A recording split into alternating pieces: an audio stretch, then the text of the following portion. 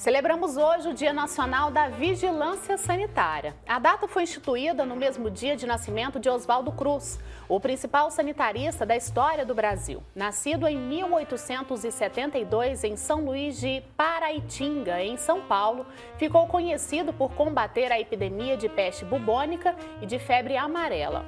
Hoje a gente vai falar então sobre a importância da vigilância sanitária com o gerente-geral de medicamentos da Agência de Vigilância Sanitária, o Gustavo Mendes, que está conosco aqui ao vivo. Gustavo, seja bem-vindo, bom dia, obrigada pelo seu tempo aqui com a gente, viu?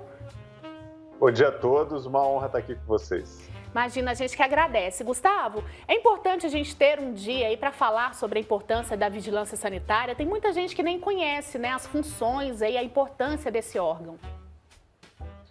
Pois é, muito importante celebrar isso justamente porque a pandemia trouxe uma visibilidade maior para o que é a vigilância sanitária e a importância, mas ainda existe muita dúvida e muita incerteza sobre o que é a vigilância sanitária. E aí é importante esclarecer o seguinte: tudo o que as pessoas usam, o que está relacionado à saúde, precisa ter uma avaliação sobre a segurança, sobre a eficácia e sobre a qualidade. Porque quando a gente usa um produto para a saúde, um medicamento, a gente precisa ter confiança naquilo, de que aquilo vai realmente corresponder às expectativas ou terapêuticas, ou nutricionais, ou etc. Então, por isso que a vigilância sanitária envolve a regulação desses produtos e envolve também fiscalizar os estabelecimentos. Então, a vigilância permeia muitas das ações que a gente vive no dia a dia. Tá certo, Gustavo, bom dia para você. Queria entrar um pouco mais a fundo nessa questão das vacinas, para o pessoal de casa entender melhor. Qual é o papel da Anvisa, da Vigilância Sanitária aí, na aprovação das vacinas? Certo. A gente avalia basicamente 4 aspectos quando a gente fala de vacina. O primeiro aspecto é o que a gente chama de eficácia. A gente precisa saber o quanto essa vacina funciona, o quanto ela está protegendo as pessoas de ser infectadas com o vírus ou de ter casos graves, etc. Esse é o primeiro ponto. O segundo ponto é segurança.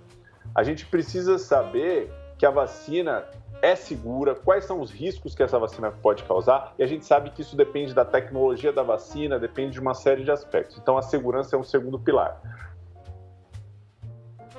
De qualidade ou fabricação da vacina. A gente precisa saber que o local que fabrica essa vacina é um local que cumpre com as regras, com os equipamentos adequados, com o pessoal qualificado, com a limpeza adequada. Então, esse é o aspecto da qualidade da fabricação. E o último aspecto é o que a gente chama de farmacovigilância, porque quando uma vacina é aprovada pela agência, o monitoramento segue. Então, nós continuamos acompanhando todo o desempenho dessa vacina após a aprovação. E isso faz parte da nossa análise também, porque a empresa responsável por disponibilizar a vacina tem que fornecer uma série de informações para a gente ter tranquilidade quanto a isso. Então, esse trabalho de análise passa por todas essas áreas, é por isso que a equipe que avalia aqui na agência é uma equipe multidisciplinar, envolvida em diferentes aspectos de avaliação. É um trabalho bem complexo, né, Gustavo? Agora, a Anvisa, né, a Agência Nacional de Vigilância Sanitária, ela, além dessas questões, né, em relação à aprovação de medicamentos, vacinas, enfim, quais são os papéis aí que a agência desempenha diariamente para as pessoas que não sabem muito bem quais as funções? Você disse bem, né? Agora, com a pandemia, todo mundo teve mais conhecimento em relação à aprovação de vacinas, enfim, mas são outras funções também que a agência desempenha, né?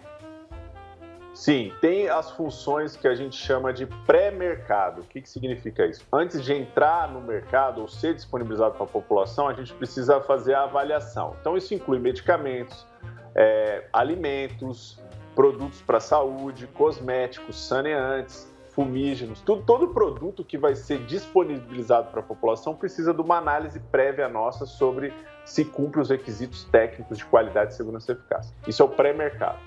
Após o mercado, a gente também tem um trabalho que é importante, que é o trabalho de fiscalizar os estabelecimentos produtores que comercializam esses produtos. Isso porque a gente sabe que esses produtos precisam seguir regras bastante rígidas sobre como devem ser armazenados, como devem ser distribuídos. Então, o trabalho pós-mercado inclui a fiscalização, inclui o monitoramento do desempenho da qualidade desses produtos. Então, a gente fica atento para, caso tenha qualquer desvio nos lotes, por exemplo, né? A gente já viu várias situações em que o lote fabricado de um produto pode ter um problema de qualidade, vir contaminado e ele precisa ser recolhido imediatamente. Então, faz parte do nosso trabalho também monitorar e acompanhar o desempenho desses produtos no mercado para que, se tiver qualquer problema, a gente recolha imediatamente e faça as fiscalizações devidas. E, por último, um destaque também é que todos os portos e aeroportos do Brasil têm representação da Anvisa,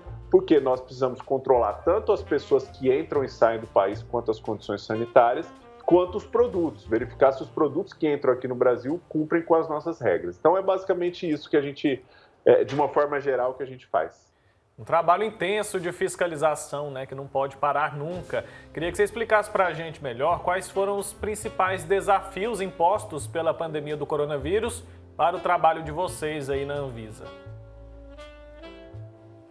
A pandemia trouxe uma série de desafios, né? Acho que o primeiro grande desafio que eu vejo foi o fato de que, com o lockdown internacional, né, então o lockdown das empresas, as empresas pararam de trabalhar, vários produtos passaram a ser desabastecidos no mercado brasileiro. Então, medicamentos, produtos para a saúde que vinham de fora começaram a faltar. Então, a primeira medida, a primeira ação estratégica que nós tivemos que tomar foi garantir que o abastecimento desses produtos fosse mantido por meio de fiscalizações, por meio de inspeções, por meio de alterações nos fornecimentos, para que se pudesse garantir a disponibilidade desses produtos. Depois a gente começou as medidas sanitárias com os viajantes, né? Então a gente começou a monitorar a saúde das pessoas que entravam no país e também a gente começou a aprovar estudos aqui no Brasil que buscavam avaliar tanto medicamentos quanto vacinas contra a Covid. Então esse foi um grande momento ali em 2020 em que a gente viu a necessidade de acompanhar esses estudos com essas novas vacinas ou medicamentos promissores, para, em 2021, então, a gente começar o processo de aprovação. Foi em 2021 que a gente aprovou as primeiras vacinas e o desafio foi, nós tivemos que focar esforços na pandemia para que a gente pudesse ter respostas rápidas. Então, a gente fez uma série de mudanças administrativas para garantir, então, que essas vacinas, esses medicamentos pudessem estar o quanto antes disponíveis para a população. É verdade, Gustavo. Agora a gente assiste aí uma corrida, né, contra o tempo para a imunização, né, de toda a população, mas também a gente tem dias aí intensos, né, de discussões políticas, de cobranças, né? Como é que tem sido para vocês aí da agência essa questão de discussões, de diversidade aí de opiniões, né, e também de cobranças intensas também? Dificulta o trabalho? Olha, o nosso trabalho é técnico. Né? Então não envolve não dá muita margem para discussões políticas, para opiniões que não sejam baseadas em dados e fatos. Né? Então isso já, de uma certa forma, blinda o nosso trabalho do que são outras discussões administrativas ou políticas ou ideológicas. Mas, claro, nós sabíamos, e isso não só no Brasil, né? A Anvisa faz parte de um fórum com várias agências reguladoras do mundo e a gente tem discussões quinzenais sobre os desafios que estamos enfrentando. E lá, desde o começo da pandemia, as agências sabiam que iriam ser pressionadas para dar respostas rápidas, mas, ao mesmo tempo, não abrir mão dos critérios de qualidade, segurança e eficácia que são fundamentais para os produtos estarem disponíveis. Esse balanço foi algo que a gente já começou a se preparar desde o ano passado. E aí a gente vê que de todos os lados tem cobrança, né, sobre prazo, sobre aprovar rapidamente, sobre por que está demorando para liberar o produto, etc. Mas o que a gente tem feito é esclarecer a população, e aqui já até agradeço a oportunidade de informar o que é o nosso trabalho, dizer que o nosso trabalho é técnico e que precisa de uma análise criteriosa para proteger as pessoas de produtos ou serviços que sejam indevidos ou que causem mal. Então, por isso que a forma de combater com essa pressão que a gente sofre é com a transparência, é com a informação. Tá certo, Gustavo. E a Anvisa autorizou, na última segunda-feira, a realização aí de um estudo clínico para avaliar a segurança e eficácia do remédio leronlimab para o tratamento de pacientes enfermos ali, né, com a pneumonia provocada pela Covid-19. É mais uma medida, claro, para salvar vidas, né, da qualidade de vida também para quem já teve a Covid, né? Explica para a gente um pouco melhor sobre essa aprovação. Essa aprovação faz parte de um conjunto de aprovações. Na verdade, nós já aprovamos mais de 100 estudos clínicos aqui no Brasil de diferentes medicamentos e produtos biológicos. Tem medicamentos que se propõem a atuar mais na fase viral da doença, tem medicamentos que se propõem a atuar mais na fase inflamatória da doença, e tudo isso são estudos que são conduzidos aqui no nosso país, que são estudos importantes porque trazem resultados que podem eventualmente se transformar em opções terapêuticas. Então, isso é legal porque o Brasil foi muito procurado na pandemia para conduzir estudos, e isso de forma alguma significa que nós somos cobaia. Pelo contrário, significa que nós temos acesso a possibilidades bastante promissoras de tratamento e também um reconhecimento científico enorme para o país. Então, essa última aprovação é de um anticorpo, e a gente já tem alguns anticorpos aí estudados, inclusive até autorizados pela Anvisa, que são anticorpos que mimetizam o que seria o anticorpo gerado pela vacina. É como se a gente fizesse um anticorpo em laboratório para aplicar na pessoa e prevenir com que ela vá para casos graves ou hospitalização. Mas precisa do estudo, né? E assim que tivermos esses resultados, nós vamos poder tomar a decisão de aprovar ou não. Bacana. Gustavo, agora até aproveitando a sua participação aqui com a gente, esclarecendo uma dúvida que é de muita gente. Em relação a essa questão da aprovação de vacinas, o porquê que às vezes, por exemplo, uma vacina foi aprovada já em tal país, né? Um país da Europa, vamos supor, né? Já está sendo, né, utilizada essa vacina, enfim. E chega para o Brasil e ela precisa passar por todos os critérios de avaliação também aqui no país, né, por vocês. O porquê que, às vezes, até pode demorar esse processo, já que mesmo essa vacina tendo sido aprovada em outros países?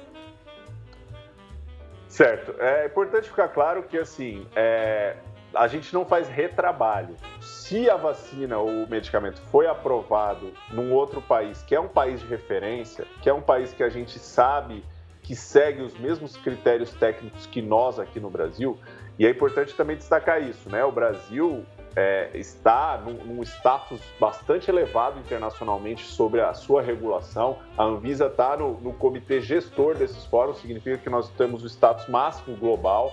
Então, o nosso critério é muito semelhante com que alguns países que têm agências bastante antigas. Então, se foi aprovado numa agência antiga como essa, a gente não vai refazer esse trabalho aqui no Brasil.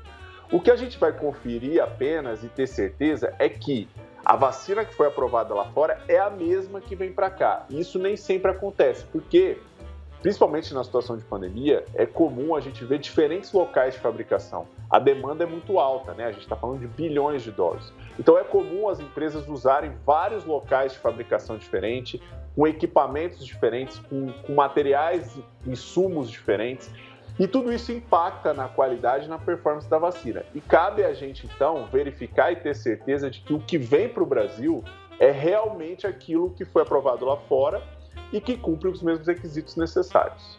Ah, tá explicado, então isso realmente gera muita confusão. Outro assunto que também gera confusão na cabeça de muitas pessoas é a diferença do trabalho desenvolvido pela Anvisa, né, a Agência Nacional de Vigilância Sanitária, e pelo Ministério da Saúde. Por exemplo, qual órgão é o responsável, por exemplo, por fazer alteração na bula de um medicamento? É a Anvisa ou o Ministério da Saúde, por exemplo? Certo, nesse caso é a Anvisa, porque a bula de um medicamento ela é baseada nos dados e nos estudos que são conduzidos, são aprovados pela agência. Então, assim, por exemplo, né, está se discutindo muito agora a questão das crianças, né, a inclusão da população pediátrica na bula. Para que a Anvisa possa fazer essa alteração, os estudos precisam ser apresentados para a nossa equipe para que a gente possa fazer a avaliação e ter certeza que cumprem os critérios de segurança e eficácia. Então, assim, o Ministério não altera a bula, o Ministério é responsável por adquirir as vacinas, disponibilizar essas vacinas para a população, mas qualquer questão relacionada à bula ou à segurança e eficácia da vacina é atribuição da Anvisa. Bacana. Gustavo, você é gerente geral aí de medicamentos da Agência Nacional de Vigilância Sanitária, né? E você é tão jovem assim, como é que se sente em ocupar um cargo aí de tamanho destaque e responsabilidade muito grande também, né? Especialmente em uma época de pandemia. Conta pra gente finalizar aqui nosso bate-papo. Bom, obrigado pelo elogio, mas eu não sou tão jovem assim, não. Só na Anvisa eu já estou há 18 anos. Então, assim, eu estou no cargo de gerente geral, eu estou há 3 anos como gerente geral e realmente é um grande desafio, uma honra para mim. Mas eu já tenho uma trajetória aqui na agência, já envolvido na área de avaliação de medicamentos, estudos clínicos, pesquisa clínica. Então, tudo isso fez com que eu tivesse, de uma certa forma, preparado para esse cargo. Mas não deixa de ser desafiador, né? Porque eu lembro em 2019, quando eu entrei aqui na gerência geral, eu nunca imaginava que ia ter essa exposição, esse desafio que foi a pandemia e a necessidade de ser transparente. Mas eu entendo que isso é fundamental, né? Esse patamar que a gente tem hoje de poder conversar com vocês, explicar as dúvidas e estar próximo da população é fundamental, porque se as pessoas não entendem o que a gente faz, elas não faz sentido existir um órgão como a Anvisa, né? Então, por isso que é uma honra para mim estar aqui e tenho buscado a cada dia superar esses desafios. Tá ótimo então, Gustavo. Parabéns pelo trabalho, viu? Por aceitar um desafio tão grande, especialmente em tempos de pandemia. A gente sabe que não é fácil. Muito obrigado pelo seu tempo aqui com a gente, viu? Muito obrigado, um abraço para vocês e até uma próxima oportunidade.